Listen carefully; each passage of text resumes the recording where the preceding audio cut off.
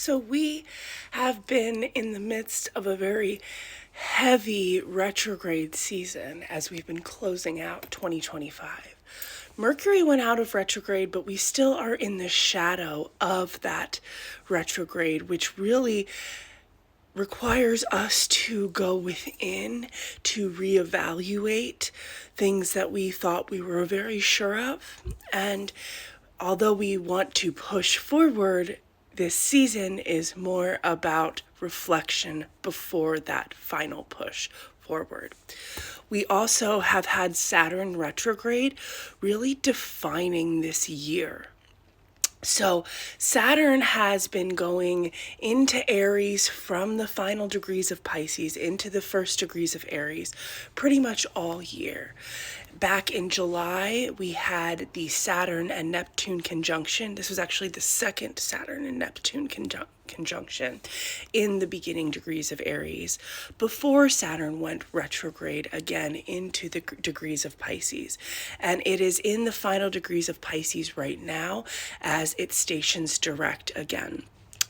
Saturn will station fully direct in the sign of Aries, where it had already been towards the end of January, beginning of February. Now, Saturn is the ruler of karma, is really the ruler of time and all of the structures that we have and that have been built on this earth. And as we can see in this world, the structures built on false promises, on shaky energies, they will fall like the tower in the tarot card.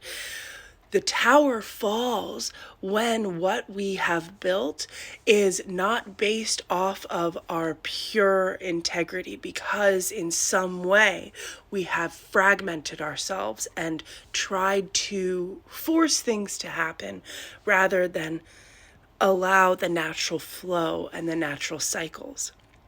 So all of these really heavy energies have been going on, and the bigger planets like Saturn, when they go retrograde, we feel it collectively, but we feel it on a very large scale. So basically, we are closing out karmic cycles from the past 30 years and starting a new cycle for the next 30 years. So this is where we are being faced with all of the shadows, all of the ways that structures have been built that aren't conducive to our growth moving forward. So that's why you're feeling what you're feeling.